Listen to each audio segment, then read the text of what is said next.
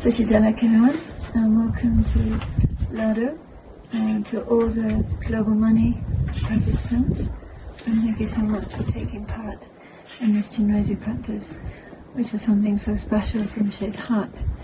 And I wanted to say a few words about Lawudo, but first of all, as you know, this is the very holy month of Saka Dawa, when we celebrate the birth, enlightenment and parinirvana of the Buddha. And so it's very special to be here in Lawudo, which is in the valley where our own precious Lama Zopa Rinpoche was born. We were just in Tame yesterday doing Chenrezig practice in Rinpoche's birth house, and where he then, as the first Lawudo Lama, showed the aspect of accomplishing enlightenment, and then where he showed the aspect of passing away. So this is the Lawudo cave. We'll take you inside in a minute. And this is where the Lawudo Lama spent around 20 years meditating and in practice. And he appeared to be a very simple lay practitioner, but he gained a reputation for having great compassion and wisdom. So many Sherpas would come to seek his advice. And every year at Saka Dawa, he would give the initiation of the great compassionate one, Chenrezig. And then he would lead Nongnes along with his fellow meditator, Charak Lama, who lived nearby. So let's come in the cave. So here we are in the Lawudo Lama's cave, and of course it's now, as Rinpoche would say, 5-star from when the Lawudo Lama first dug it out, and it was just plain wooden floor and rock. But we can still see the original statues, the two Guru Rinpoche and the Mandaraba and Nishisogyal, which the first Lawudo Lama ordered for his retreat he had made by an artist in Kumjong. We can see the stupa, the Namgyalma stupa, which contains the relics from the first Lawudo Lama.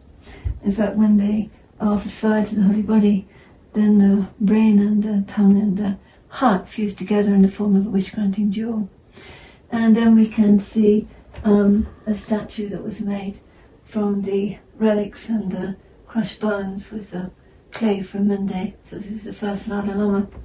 And here we have the meditation seat. So this is where the Lawudo Lama practiced. He used to give initiations with water that would drip down from here. So although the Lawudo Lama appeared to be very simple, it became apparent at the time of his death, when they were passing, when there were many miraculous signs throughout the whole valley, that in fact he was an accomplished practitioner.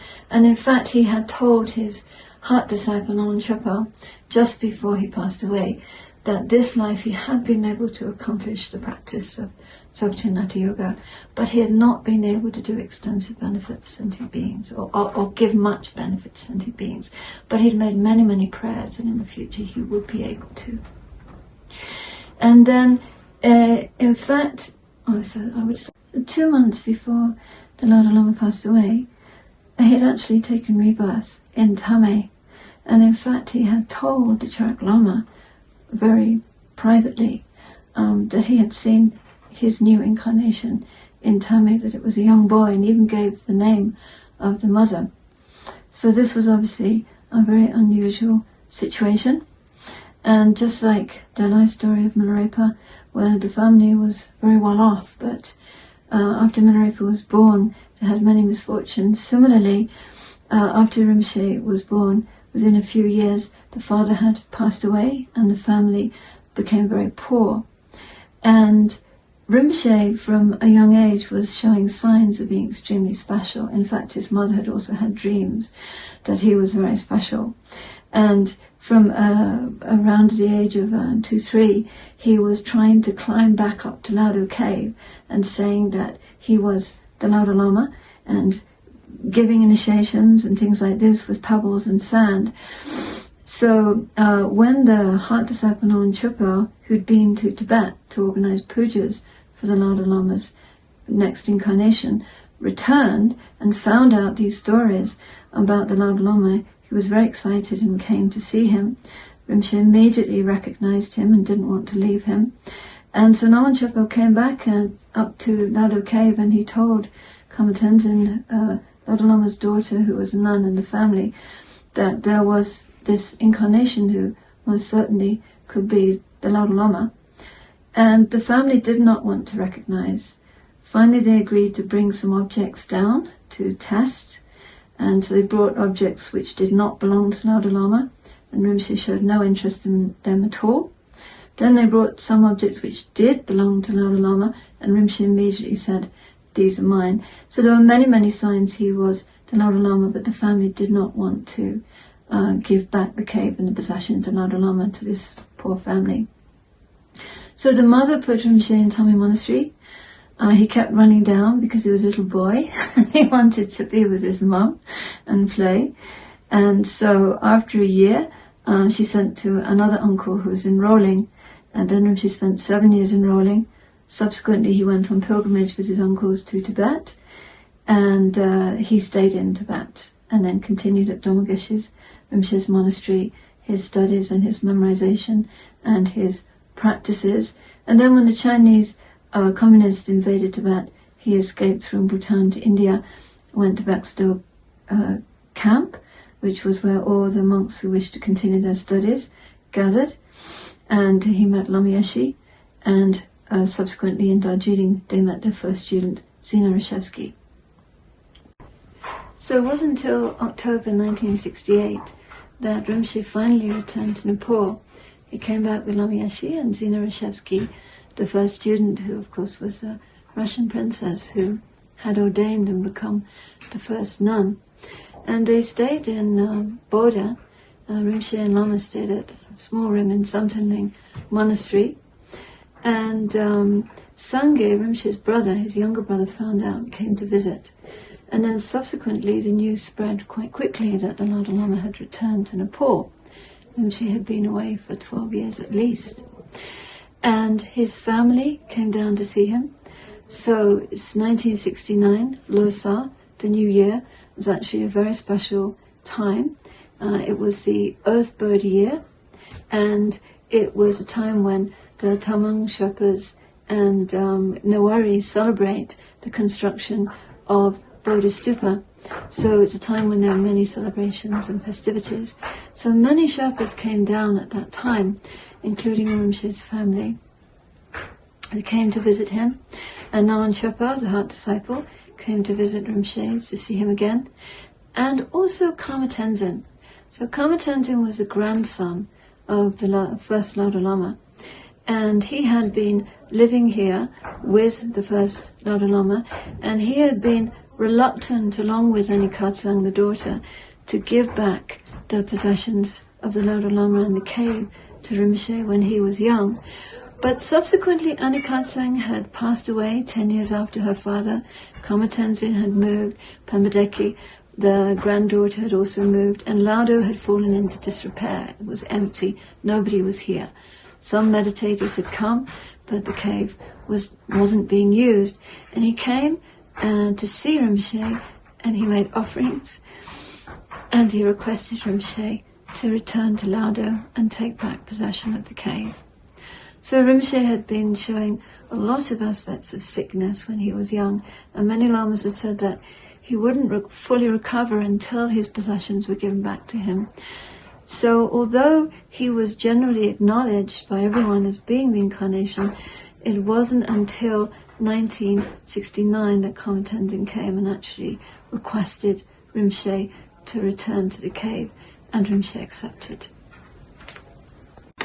So, at the New Year 1969, it was agreed between Rinpoche and Karma Tenzin, the grandson of the first Lawudo Lama, that the cave and all the possessions of the first Lawudo Lama, along with the fields, would be given back to Rinpoche, formally, legally signed, on the 15th day of the Tibetan 15th day of the 4th month, Saka Dawa.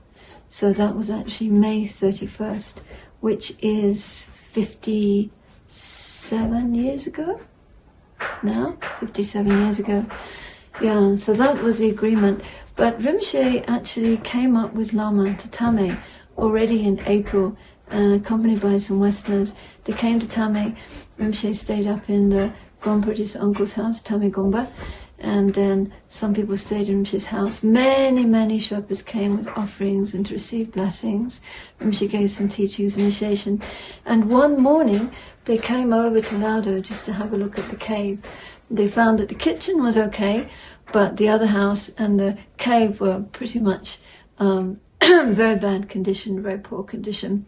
They came, they just visited, and then they left again. And Rinpoche commented that when he went in the cave, it looked just as it had done when he was a small child, and one time he'd been brought by Nawan Chopo, the previous life attendant, on the anniversary of the Lawudo Lama's passing, when the locals used to do pujas in the cave with the Lawudo Lama's meditation box and the Guru Rinpoche statue and the two statues of the Yeshe Sogyal and Mandarava that we just saw in the cave now, along with the statue of the Lawudo Lama. So Lama stayed up here. It's difficult to get down, but Rinpoche went down to collect some funds and then came back at Saka Dawa, and they attended the Tame Mani Rindu festival, which is the blessing of the appeals with the Chenrezig practice. We've just come from that ourselves. And then when that finished, they came over and settled into the cave and the kitchen next door. And on the 15th, Tibetan 15th of Saka Dawa, some locals came, a group of maybe 30 more came, including Kama Tenzin, who was the grandson of the first Lawudo Lama, and Mideki, who was the granddaughter of the first Lawudo Lama, and some monks and nuns. And they legally signed over the cave to Rinpoche, along with the land and the possessions. The first thing they gave back, Rinpoche always used to say, was this pee-pee pot, which had belonged to Lawudo Lama, which Rinpoche said was also very useful for him when he did retreats here. So it's a very holy object. And then subsequently Rinpoche gave a long life initiation, as he already had done. He gave initiation, gave a teaching based on the commentary to 37 practice by Ronpo Sangye, who was one of the main gurus of the first Lawudo Lama. And then they did a sog offering, and during the sog offering, the husband of Pembedeki, the granddaughter of first Lawudo Lama, made 3 prostrations and requested Rinpoche to remain at Lawudo and to lead Nungnes and Chenrezig practice at Saka Dawa, just as the first Lawudo Lama had done, and Rinpoche accepted. And they agreed that Rinpoche would come back the following year and again start up the practice of doing Nungne and Chenrezig at Lawudo, just as the first Lawudo Lama had done. Full stop. Yeah, so then Lama left instructions to rebuild the kitchen, 2 floors, for the following year, so that Rinpoche Lama would come back and lead the Nungne retreat. So that was done, and subsequently Rinpoche came back, and in 1970 was the Nungne retreat, the first Nungne retreat here at Lawudo with Rinpoche. And Anila said some monks came from Tame, some nuns came from Tamo. She said the conditions were very, very rough. They had a small bamboo kitchen. It was very difficult to prostrate on the ground. They just had sampan and potatoes to eat. That was it. That was the first year. Subsequently, Rinpoche started to rebuild the Lawudo Gompa because he was requested by the locals to build a school for the children. So the following year, they were able again to do Nungne retreat. So that's 71, 72, 73 again, 74, 75. Lama Rinpoche went travelling, so there wasn't a Nungne retreat that year. 76 again. And then in 77, Rinpoche had the idea that it would be good to organise 100 million money retreat for the locals. So they organised for 6 weeks, and Rinpoche asked Jamya Momo to make a huge applique tanka of Chenrezig, which was really the first main holy object in the new Gompa, which she did, but not many Sherpas came. For 6 weeks, very few seemed interested, and they were not able at all to complete the 100 million money, which was very disappointing. So Lama Yeshe had this idea that it would be good to organise a Chenrezig group retreat for the Westerners, and that maybe when the Sherpas saw that the Westerners were interested to recite money and do Chenrezig practice, that might inspire them. So he asked Jamya Momo to organize a retreat for Westerners, which would be a little bit more comfortable than for the Sherpas, which she did. And that was the first group Chenrezig retreat in 1978. 40 Westerners showed up for that. Rinpoche gave teachings, Chenrezig practice, Nongne, and they did Nongnes at the end at Saka Dawa, right at this time. And then the second group retreat, Chenrezig Group Retreat for Westerners, was held the subsequent year, so 79, and again around 50 came, 1980, around 70 came, and the final one was in 1981, when in fact Mary came up with some Tibetan statue makers just before, and they made the first 3 statues in the Gongpa. Yeah, and so during those retreats, Rinpoche would teach on Chenrezig, and at the end, the Westerners would all do the Nongne practice. And since that time, Nongne has continued, although from 1982 onwards, it was no longer possible for Rinpoche to come up to Lawudo every year, so the Tamil nuns continued the tradition, and other people could join them. And from that, the 100 million money practice, the Chenrezig practice, the practice of great compassion, which is the beating heart of the Khumbu Valley.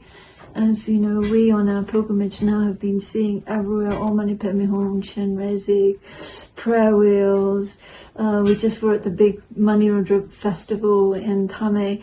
The beating heart of Khumbu, that practice, 1,000 Om Chenrezig and the Nongnes have spread all over the world. Due to the kindness of Khamche Sopa Rinpoche, due to the kindness of the first Lawudo Lama, and of course, you know, the Khumbu people and Sherpa lineages.